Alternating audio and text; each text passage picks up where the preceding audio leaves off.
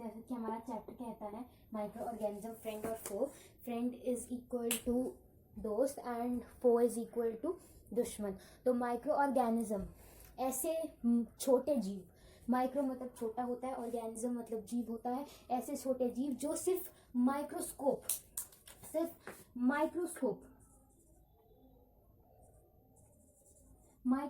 के द्वारा, माइक्रोस्कोप से ही देखे जा सकते हैं, उन्हें हम माइक्रो ऑर्गेनिज्म कहते हैं. इन्हें हम अपनी आंखों से नहीं देख सकते, मतलब without any object, without any microscope और मैग्नीफाइंग ग्लास. ठीक है. Now it has 4 categories. इसकी 4 कैटेगरीज हैं. First is algae, second is fungi, third is protozoa and the 5th one is bacteria. इसको भी and the 4th one is bacteria. ठीक है. इनके ये 4 टाइप्स हैं. अब ये जो 4 माइक्रो ऑर्गेनिज्म है, ये तो है. वायरस जो है एक माइक्रो ऑर्गेनिज्म तो है नहीं, मतलब वो माइक्रोस्कोपिक तो है, माइक्रोस्कोपिक तो है, लेकिन वो एक माइक्रो ऑर्गेनिज्म नहीं है. आपके क्वेश्चन आ सकता है कि वायरस जो है एल्गी, फंगी, प्रोटोजोआ से डिफरेंट कैसे है. तो आप लिखोगे जो वायरस है वो एक होस्ट के अंदर रहता है. ठीक है. वो सांस लेता है, वो कंज्यूम करता है, रिप्रोड्यूस करता है. ठीक है. और आपका आंसर आ सकता है कि कैसे डिफरेंस है. तो आपको आंसर सिंपली लिख देना है because viruses are reproducing, they are living inside the host body, consuming food and also they survive. okay. ठीक है. इतना आपको लिखना है एंड आपके नंबर आ जाएंगे. अब नेक्स्ट टॉपिक पे हम बढ़ते हैं जो कि है माइक्रो ऑर्गेनिज्म और where do they live. Micro organism and where do they live. अब माइक्रो ऑर्गेनिज्म जो है ये कहीं भी रह सकते हैं, किसी भी सराउंडिंग में रह सकते हैं. आपने कई बार दूध उबाला होगा, दूध में लैक्टोबैसिलस होते हैं, बैक्टीरिया होता है, उससे हमारी कर्ड या फिर मलाई फॉर्म होती है. ठीक है. इतना आप ध्यान रखिए.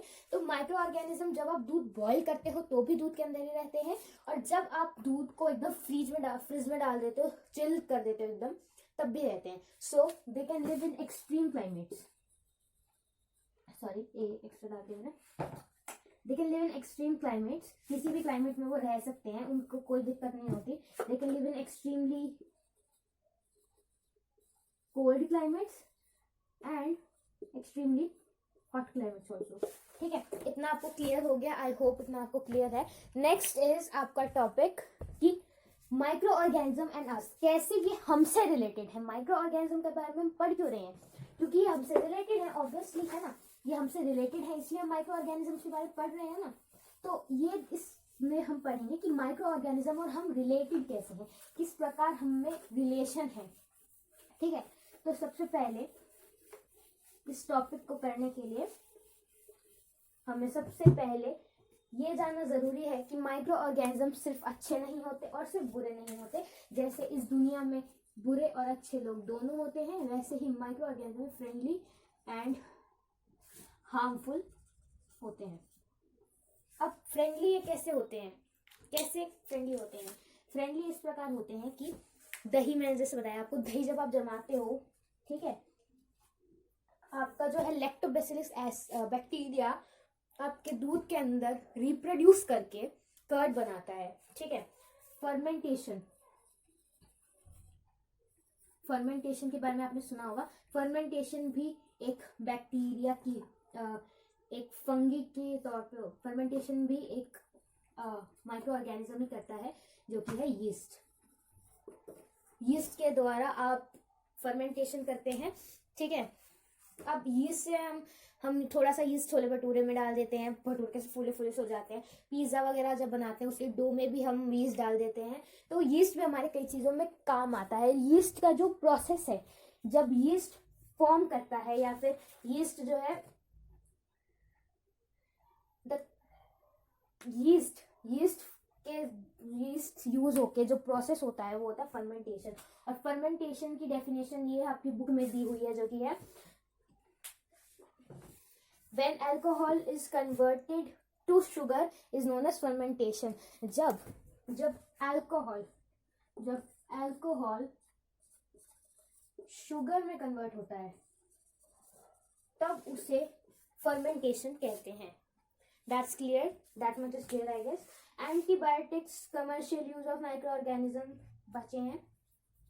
कमर्शियली कैसे हम यूज कर सकते हैं? कमर्शियली कैसे यूज होते हैं कि जब अल्कोहल बनती है, अल्कोहल में हम यूज डालते हैं, ठीक है। बेकरीज होती हैं जो वो यूज करती हैं ब्रेड बनाने के लिए, केक्स बनाने के लिए आपका। नेक्स्ट आपका जो है यीस्ट, मतलब एसिटिक एसिड विनेगर में भी यूज होता है, ठीक है। अब नेक्स्ट टॉपिक इज आपका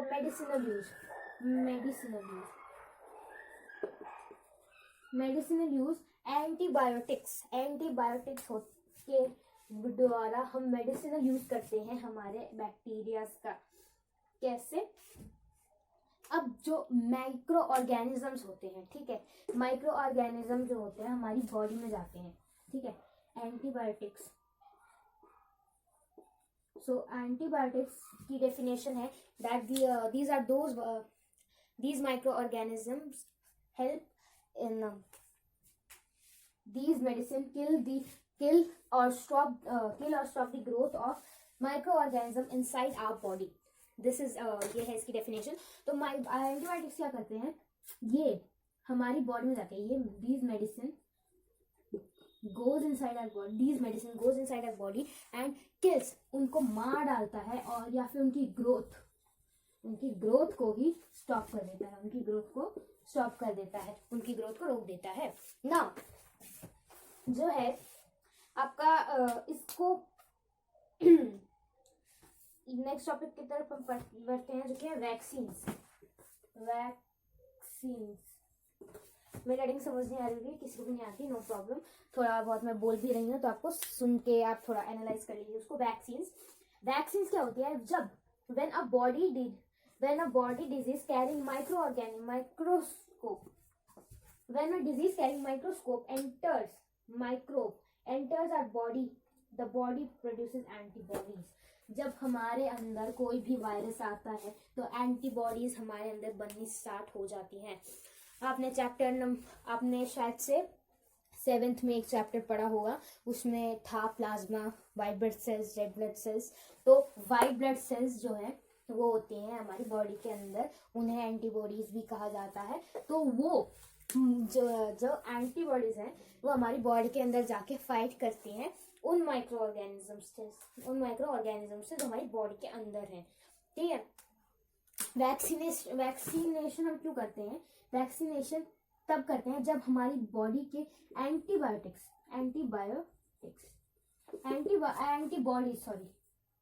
एंटीबॉडीज हम ये करते तब है जब हमारी एंटीबॉडीज वीक पड़ जाती हैं। जब वो कुछ नहीं कर पाती तब हमें एक्स्ट्रा मेडिसिन लेनी पड़ती हैं, एक्स्ट्रा वायरसेस की वो लेनी पड़ती हैं, ठीक है।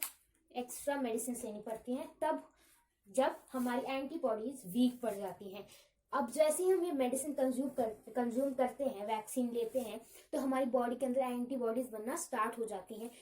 हमारी बॉडी एंटीबॉडीज से भर जाती है और हमें फाइट करने में हेल्प करती हैं उन माइक्रो ऑर्गेनिज्म से, ठीक है। Now increasing in soil fertility, ये अब हमें बता रहा है कि किस प्रकार अच्छे ये सारे कैसे ये फ्रेंडली है, हमें ये बताया जा रहा है। सॉइल फर्टिलिटी बढ़ाता है कैसे? अब मैं इसकी डेफिनेशन बताती हूँ आपको कैसे लिखनी है कि some bacteria are able to fix nitrogen in atmosphere to enrich soil with nitrogen and increase its fertility, ठीक है। अब क्या कह रहे हैं कि कुछ बैक्टीरिया जो है या फिर कुछ माइक्रो ऑर्गेनिज्म हमारी सॉइल के अंदर नाइट्रोजन बनाते हैं, नाइट्रोजन जो प्लांट्स के लिए बहुत ही ज्यादा अच्छा होता है, जैसे कि राइजोबियम बैक्टीरिया,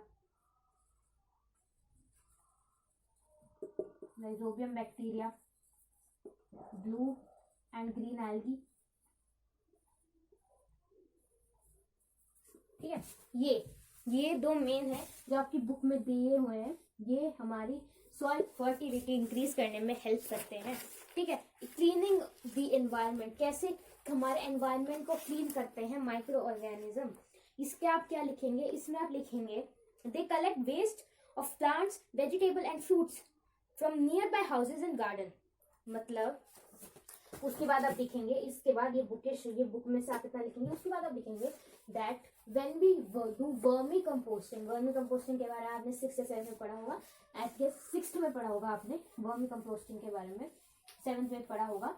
तो वर्मी कंपोस्टिंग के टाइम पे हम क्या करते हैं, हम जो है अपना हम कुछ भी पोटैटो पील, एग शेल्स हम उसके अंदर डाल देते हैं अपनी सॉइल के अंदर, और वो मैन्योर की तरह एक्ट करता है। कैसे? क्योंकि जो रेड वर्म्स होते हैं, रेड वर्म्स उन्हें खा लेते हैं, उनको कंज्यूम कर लेते हैं। ठीक है, और हेल्प करते हैं बैक्टीरियाज को, हेल्प करते हैं ग्रोथ के लिए। ठीक है, तो इस प्रकार वो क्लीन करते हैं हमारी सराउंडिंग्स को। तो आप इसमें क्या लिख सकते हो कि the red worms compost are waste material which we put in soil, which is known as vermicomposting. This process is known as vermicomposting. It turns it into manure. ठीक है, now अब हम बात करेंगे कि कैसे ये हार्मफुल है, क्योंकि हर चीज की क्वालिटी एक एडवांटेज होती है और एक डिसएडवांटेज होती है। इसी प्रकार इसकी भी एक एडवांटेज डिसएडवांटेज है। अब सबसे पहले आप इसमें बताया गया आपको कि कुछ माइक्रो ऑर्गेनिज्म होते हैं, कुछ माइक्रो ऑर्गेनिज्म डिजीज कॉज करते हैं इंसानों में, कुछ माइक्रो ऑर्गेनिज्म इंसानों में डिजीज कॉज करते हैं। Some micro organism cause disease in human and animal, human being and animal. कुछ ऐसे माइक्रो ऑर्गेनिज्म होते हैं जो डिजीज कॉज करते हैं ह्यूमंस में और एनिमल्स में भी। ऐसे माइक्रो ऑर्गेनिजम्स को हम पैथोजन कहते हैं, पैथोजन। ठीक है, ऐसे माइक्रो ऑर्गेनिज्म जो ह्यूमन या फिर एनिमल में जाकर डिजीज कॉज करते हैं उन्हें हम पैथोजन कहते हैं। अब disease causing micro organism in human, इंसानों में कौन से डिजीज कॉजिंग माइक्रो ऑर्गेनिजम्स होते हैं? पैथोजन हमारी बॉडी के अंदर आते हैं। कैसे? जिस हवा से हम सांस लेते हैं, वो जिस पानी को हम पीते हैं और जो खाना हम खाते हैं, that is simple. They can also get transmitted by direct contact with an infected person. जैसे कि किसी को, आपको सोचो किसी को चिकन पॉक्स है किसी को, तो चिकन पॉक्स वाले इंसान के आप कांटेक्ट में आओगे तो आपको भी चिकन पॉक्स हो जाएगा।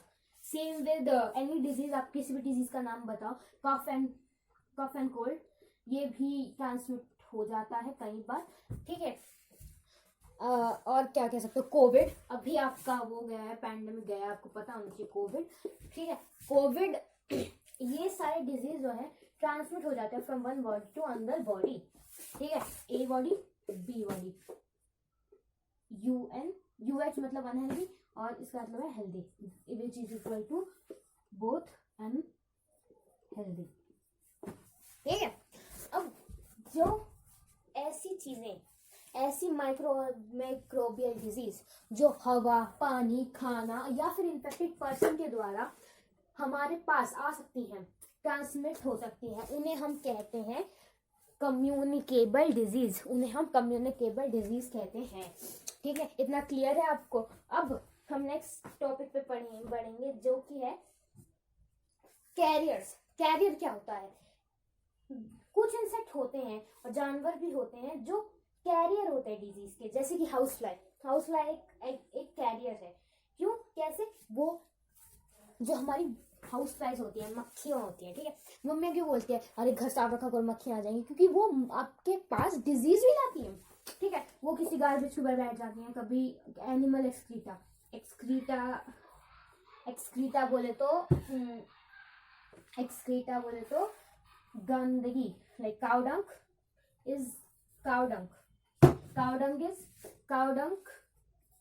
इज इक्वल टू काउ का एक्सक्रीटा। मतलब किसी भी कोई एनिमल जब एक्सक्रीट करता है उसको हम एक्सक्रीटा बोलते हैं। ठीक है, वो एक्सक्रीटा पैथोजन की बॉडी में स्टिक हो जाते हैं। ठीक है, ठीक है, मतलब एक्सक्रीटा वगैरह जो भी होते हैं उसके अंदर जो पैथोजेंस होते हैं वो स्टिक हो जाते हैं हाउस फ्लाइज से, ठीक है, और फिर हमारे घर पे आ जाते हैं, ठीक है। और कैरियर्स के बारे में पढ़ लिया, अब हम पढ़ेंगे mosquitoes, female Anopheles and Andes mosquitoes, ठीक है। अब तो हमें तो पता ही है फीमेल्स कितनी खतरनाक होती हैं, और ये हर जगह पे इतनी ही खतरनाक होती हैं, जरूरी नहीं है कि सिर्फ ह्यूमन में इतनी खतरनाक हो, ये एनिमल्स में भी उतनी ही खतरनाक होती हैं।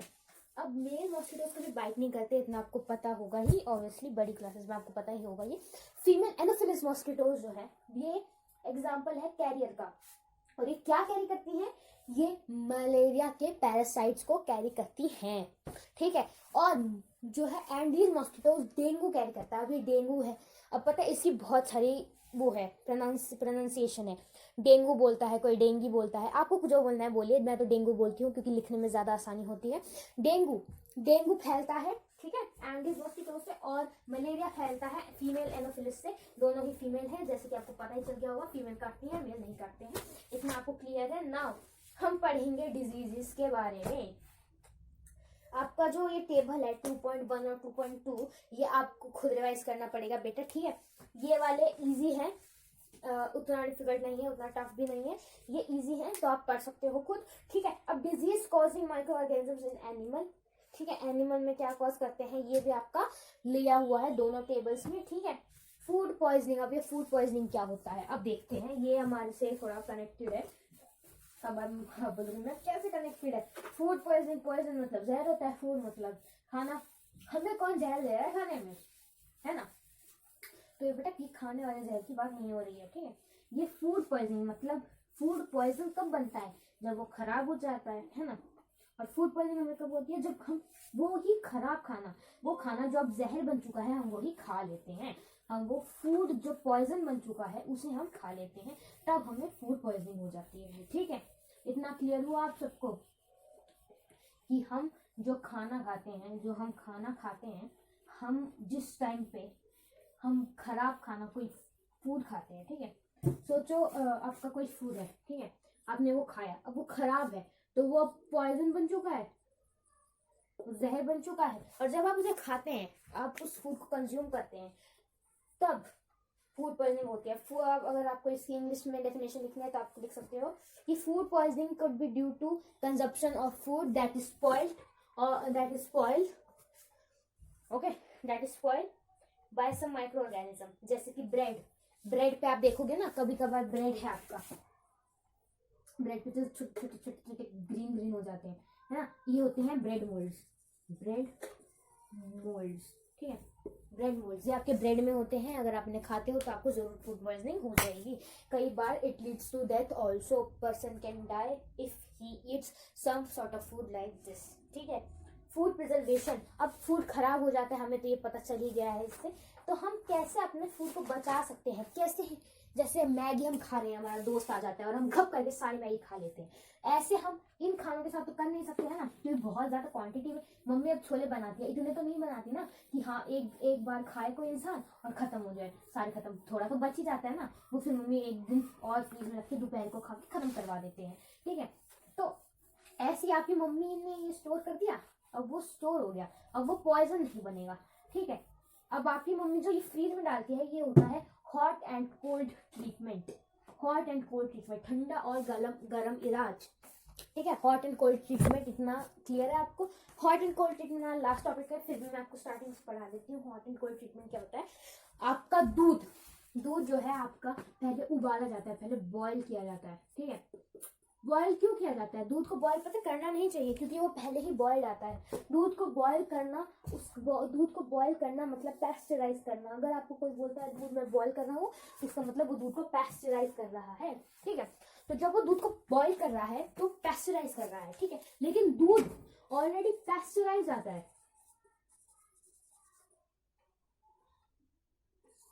दूध ऑलरेडी पैस्चराइज आता है, ठीक है, उसको पैस्चराइज करने की जरूरत नहीं होती, ठीक है। एक मिनट रुको, ठीक है, ठीक है, दूध ऑलरेडी पैस्चराइज आता है, दूध ऑलरेडी पैस्चराइज आता है, ठीक है। अब जब दूध पैस्चराइज आता है हमारे पास, ठीक है, तो हम उसे फिर से बॉइल क्यों करते हैं, जिससे बॉइल करने के बाद सारे माइक्रोब्स मर जाएं, ठीक है। दूध का हीटिंग पॉइंट क्या होता है, 70 डिग्री सेल्सियस। 15 to 30 सेकेंड उसको रखो, फिर उसको एकदम ठंडे में डाल दो, ठीक है, फ्रीज में डाल दो, तो आपके सारे माइक्रोऑर्गेनिज्म मर भी जाएंगे और आपका दूध कंजप्शनेबल भी हो जाएगा, ठीक है। वैसे पैस्चराइज करने की जरूरत नहीं होती है, सबकी मम्मियाँ दूध पैस्चराइज करती हैं, वो तो हम सबको पता है, लेकिन दूध पैस्चराइज करने की जरूरत उतनी पड़ती है नहीं हमें, ठीक है। नाउ इतना क्लियर है आपको ना। स्टोरेज सबसे पहला है केमिकल मेथड। केमिकल मेथड क्या है, सॉल्ट्स एंड एडिबल ऑयल्स।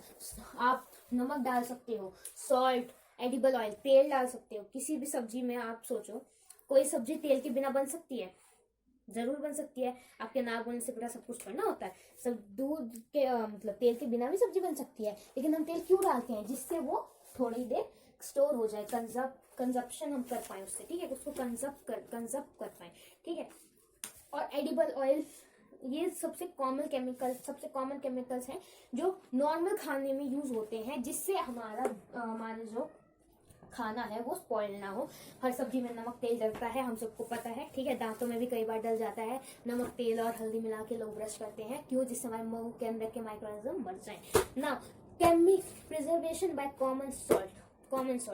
अब कई लोगों को ये बात बहुत ज्यादा मतलब ग्रोस लगेगी, लेकिन मीट एंड फिश, मच्छी बोलते हैं कई लोग, तो मैं मच्छी ही बोलती हूँ, मच्छी ही बोल रही हूँ। मांस और मच्छी, इन दोनों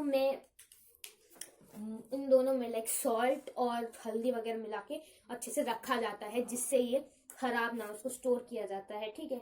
आंवला, कच्चे आम और इमली के लिए भी नमक यूज होता है। शुगर, चीनी डाल के भी हो सकता है। चीनी अब हम जेलीज में चीनी डालते हैं, इसलिए वो प्रिजर्व हो जाती है। स्लैशेस मतलब आपकी स्मूदी जो होती है, ठीक है। और जेलीज वगैरह जो भी है, जेलीज हैं, जैम्स हैं, स्क्वाशेस हैं, ये सब शुगर इसलिए डाले जाते हैं जिससे ये प्रिजर्व हो सके, ठीक है। अब preservation by oil and vinegar, तेल और वेनेगर डाल के भी हम प्रिजर्व कर सकते हैं, ठीक है। हम तेल डालते हैं अचार में, जिससे बैक्टीरिया उस एनवायरनमेंट में रह ही ना पाए, ठीक है। वेजिटेबल फल और ये ज़्यादातर इसी ऑयल वाले मेथड से प्रिजर्व किए जाते हैं। हॉट एंड कोल्ड ट्रीटमेंट हमने डिस्कस कर दिया था। स्टोरेज एंड पैकिंग, मतलब ड्राई फ्रूट्स वगैरह को हम पैक करके रख देते हैं, अच्छे से स्टोर करके रख देते हैं, तो वो खराब नहीं होते। अब सबसे इंपॉर्टेंट टॉपिक है नाइट्रोजन साइकिल। ये बहुत इंपॉर्टेंट है बेटा, और इतना इंपॉर्टेंट ये क्यों है, क्योंकि ये पेपर में 100% आएगा। इसका जो डायग्राम है ये अगर इसके डायग्राम के साथ एक्सप्लेनेशन आती है, मैक्स टू मैक्स ये 3 नंबर का आएगा, I guarantee it. Minimum to minimum 3 number का आएगा ये, आई गारंटी इट, ठीक है। नाइट्रोजन फिक्सेशन क्या होता है, जब एटमॉस्फेरिक नाइट्रोजन फिक्स होकर बैक्टीरिया, जब सर्टेन ब्लू ग्रीन एल्गी, जब कुछ ब्लू ग्रीन एल्गी हमारे सॉइल के अंदर प्रेजेंट होके नाइट्रोजन को फिक्स करते हैं एटमॉस्फेयर से, और उसको नाइट्रोजनियस कंपाउंड में कन्वर्ट करते हैं। जब ये कन्वर्ट हो जाता है इन इस यूजेबल कंपाउंड में, तब plant from the soil, plant soil से उसको यूटिलाइज कर लेते हैं, उसको ले लेते हैं। उसके बाद नाइट्रोजन यूज करते हैं इसे फॉर सिंथेसिस ऑफ प्लांट। वो प्लांट के सिंथेसिस के लिए, प्लांट के उगने के लिए, प्रोटीन्स के लिए और दूसरे कंपाउंड के वो सिंथेसिस करते हैं, अलग करते हैं। फोटोसिंथेसिस मतलब लेते हैं क्यों, प्रोटीन और दूसरे कंपाउंड्स के लिए। जो एनिमल खाते हैं आपका वो, जो एनिमल आपके वो खाते हैं प्लांट्स को, उनके अंदर, उनकी बॉडी के अंदर भी नाइट्रोजन होता है। जब उनकी डेथ हो जाती है, वो नाइट्रोजन फैल जाता है पूरे एनवायरनमेंट में, ठीक है। और जो उनकी बॉडी में से वेस्ट निकलता है, वेस्ट फ्रॉम देयर बॉडी, उस वेस्ट को, वो वेस्ट फिर से कन्वर्ट हो जाता है into compound of nitrogen in the soil. इतना ये हो गया, ठीक है। ये जितना भी आपका जो मैं समझाया अभी, ये आपको पूरा डायग्राम में दिया हुआ है, आप देख सकते हैं जाके। And thank you and have a nice day ahead. Thank you.